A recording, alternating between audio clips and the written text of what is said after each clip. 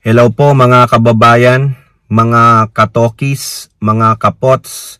Kamusta po kayong lahat? And once again, welcome po dito sa Simply Talkies Vlog. Tayo po ay magbibigay ng maiksing komento, opinyon at reaksyon sa mga mainit na usaping pampolitika sa ating bansa. So shout out po lahat sa inyo and may God bless us all. Ang pag-usapan natin mga kababayan, ito pong former PCGG lawyer, meron pong maanghang na sinabi sa desisyon ng Supreme Court tungkol po dyan sa pagbasura ng mataas na korte ng Pilipinas sa impeachment case ng inyong tokmol na VP Sara Pusit Duterte. At ganoon din po pag-usapan natin ano po ang binabalak gawin ng mga senator tungkol po dito sa impeachment trial na ito na nabinbin na po ng ilang buwan, no? Alam nyo naman, siyempre wala pong forthwith, no? Burado na po ang forthwith na nakalagay sa Article 11 Section 3 Paragraph 2 ng ating saligang batas. Wala na po 'yan, no? So ito po mga kababayan, unahin muna natin itong sa balita ng Rappler na kung saan ito po. Ex-PCGG lawyer say Supreme Court gave VP Sara special treatment, quote and open quote. No, yung PCGG po, ang ibig sabihin po niyan, Presidential Communication on Good Government. Ayan po yung isang kinreate lang po yan na ahensya ng pamahalaan na siya pang humahabol di umano sa mga ill-gotten wealth ng pamilya Marcos. Yan po ay kinreate ni Cory Aquino. Executive Order number 1 po yan. EU lang yan pero hindi pa madisband mga kababayan. So ito po yung laman ng balita, no? Special treatment daw ang binigay ng Supreme Court sa inyong tokmol na pusit na Sara Duterte. The Supreme Court is accused of giving Vice President Sara Duterte preferential treatment after her petition to block her impeachment trial was resolved ahead of another filed days earlier. O meron pa palang na-filed bago si Sara Duterte. Bago siya nag-file ng nire-request niya ang Supreme Court na i-block, pigilan ng Supreme Court yung impeachment trial niya. Meron pa palang unang nagpasa nito, no? May nagpasa sino to? Si lawyer Catalino Generillo Jr. said the High Court violated both the 1987 Constitution and its own internal rules when it granted Duterte's petition to block the trial, which she filed February 18. Tapos ito naman palang si Generillo nag-file ng kanyang petition February 14 asking the Supreme Court to direct the Senate to immediately start Duterte's trial. Ano nangyari? Mas nauna pa lang nag-file si Generillo ng kanyang petition na sinasabi niya sa SK na utusan, no, sabihin sa Senado na immediately, forthwith, mag-trial na. Pero bakit ginrant yung kay Sara Duterte na pinal niya ng February 18. O, kita nyo naman mukhang may tama po dito. Mukhang correct po dito si lawyer Generillo Jr.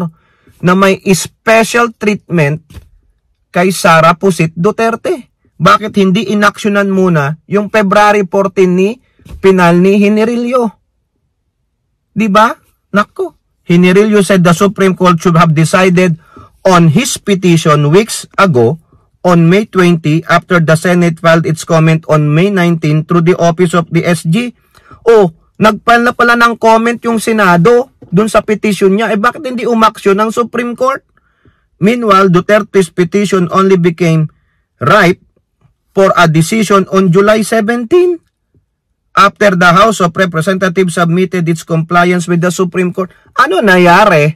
Bakit binaliwala yung petition ni lawyer Generillo Jr.? Patay, no? The Supreme Court therefore has the constitutional duty to render its decision on my petition first. The same duties imposed by the internal rules of the Supreme Court. Ayun naman pala. Ano nangyari Supreme Court? Napaghahalata po talaga mga kababayan. Generillo also said that justices gave special treatment to the Duterte's petition and therefore violated the Constitution. Ayun, kita ninyo? Ano nangyari? Naglabas ba ng desisyon o statement ang Supreme Court dito sa petisyon ni Attorney Generillo Jr. na siyang nauna pang nagpetisyon bago si Sara Duterte na nagpetisyon na patigilin ang impeachment trial? Ano nangyari sa Supreme Court? Bakit hindi yung naksinan to? Ay, nakakahiya mga kababayan. The High Court barred impeachment proceeding against the Vice President. The court said the impeachment complaints were unconstitutional because they were filed and acted upon despite a one-year ban against the filing of a new complaint. However, Generillo pointed out that the Senate was ready to proceed with the impeachment trial once sessions resumed and after the article of impeachment was read on June 2nd. Ayun nga tinengga ni Escudero. Binola-bola po. Niloko tayo ni Escudero. Anong ginawa niya? Unahin muna namin yung LEDAC bills. Diba? The impeachment court would have convened on June 3rd and have the senator judges take their oath. The actual trial will have started on July 30. Kita nyo yan? The OSG asked the Supreme Court to junk Generillo's petition asking the Senate to convene for a trial as there is nothing left for the Honorable Court to compel the Senate to do. Ay, nako. Ano desisyon? Anong lumabas na desisyon? Sinasabi lang naman ng OSG. Sinabi sa Supreme Court na i-junk yung petition ni Generillo. Ano ang nilabas ng Supreme Court na decision? Meron po ba, Attorney Generillo? Wala naman ditong binalita. So therefore, may pagkukulang ang Supreme Court dito. Generillo, binigyan ka ba ng sagot ng Supreme Court? Mukhang wala naman Magdadaldal ba si Attorney Generillo kung may natanggap siyang sagot, response doon sa Supreme Court tungkol sa kanyang petition na nauna pa kay Sara Duterte ng February 14? Si Sara Duterte nag-file ng February 18? Bakit mas nauna pa yun? Diba? Hindi naman siguro maggaganito si lawyer Generillo kung may natanggap siyang sagot. Binabasura namin yung petition mo. Parang ganun, wala po Di sana wala nang ganitong balita pa, hindi nalalabas ito. Kumbaga, kung nagsisinungaling si Attorney Generillo dito, ipagagalitan ito ng Supreme Court. Nakita nyo yung bias, mga kababayan? Talagang nabigyan ng special treatment. Bakit? Siyempre, 12 Judas plus 1, mga kababayan. Kasama pa yung appointee ni Panot na isa. Okay, pasok naman tayo mga kababayan dito sa gagawin ng Senado. Kumbaga, itong mga senador ay conflicted, no? Hati-hati po ang kanilang opinion. Yung iba dyan, sabi nila, igagalang ko ang desisyon ng Supreme Court. Yung iba naman, wala pong pakialam ang Supreme Court sa amin because we are co-equal branch of government. So, gusto nila ituloy ang impeachment trial. Sa akin po, kung matutuloy ito, mukhang babagsak rin ito sa acquittal. Bakit? Majority po dyan ay mga pro-Duterte. Huwag po tayong maniwala dyan sa iba na, titingin kami sa mga ebidensya, no? Nahuli na kayo Nagbigay na kayo ng mga signales na kayo po ay maka-Duterte. Yung mga pambobola ninyo, mga sweet talking ninyo, na sabi nyo, we are for impartiality. We are for evidence-based. Naku, huwag nyo na kaming bulahin. Mga manloloko kayo Iilan lang sa inyo ang totoo, mga kababayan, no? Ngayon, ang gusto po nilang gawin ay ito, no? Sabi po dito sa GMA News Online, Senate Impeachment Court to vote on whether to proceed with BP Sara trial. Ayan po. The Senate Impeachment Court is set to vote whether to proceed with the deliberation after receiving the Supreme Court's ruling on article impeachment filed against the Tokmol Vice President. According to Senate Impeachment Court spokesperson si Attorney Reggie Ungol with a T, the body received the email transmittal of the SC Friday evening, July 25th and will vote. Magbobotohan daw sila on it moving forward. Yes, as part of the usual deliberative process of any collegial body based on Senate rules. Ayan daw, nasa Senate rules daw po yan. No? So, Dito mga kababayan, sinasabi lang na magbobotohan ang mga senador kung itutuloy pa. Alam nyo na, marami dyan Duterte lucky. Marami dyan mga Duterte minions pa rin. Ngayon, kung hindi po ito matutuloy, sabi lang ng Supreme Court, mag-file ulit kayo ng February 6, 2026. So therefore, kung hindi na po aalma o mag-EMR ang HOR, magbubunyi ang mga Duterte dito. Pero hindi po ito katapusan na nagsasabing absuelto sa articles of impeachment sa mga charges ang inyong tokmol na Sara Pusit Duterte.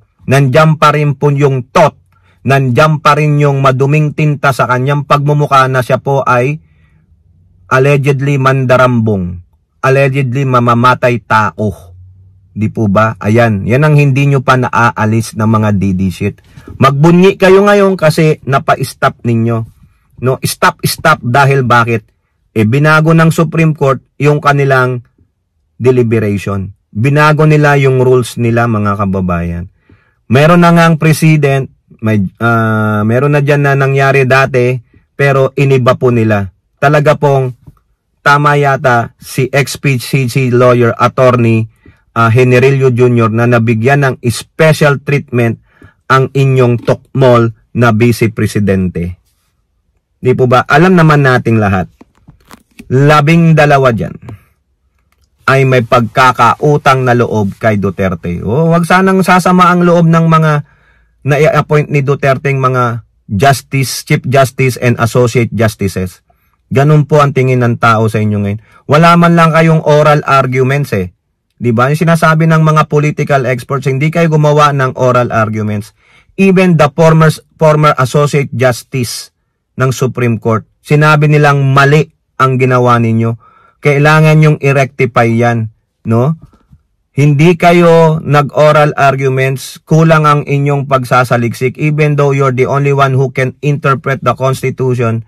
Pero sa tingin ng iba, mga kababayan, you overstep the powers and the duties of the Congress. Co-equal branch lang naman kayo. Sana mag-MR dito at sana gawin ng kataas-taasang hukuman ang kanilang mandato. Maging patas kayo, no? Maging impartial kayo, no? Anong gagawin sa inyo ng Duterte? Ano? Nakatanggap na ba kayo ng mga banta o nakatanggap na kayo ng mga, alam nyo na, pampataba ng bulsa? Okay, nagtatanong lang po, Supreme Court, we're not accusing, nagtatanong lang po. Kasi, yan din po ang katanungan ng karamihang mga kababayan. Okay, so kayo po, ano pong inyong masasabi? Comment down below and don't forget to like and share. Hope to see you on next videos. Bye-bye, God bless.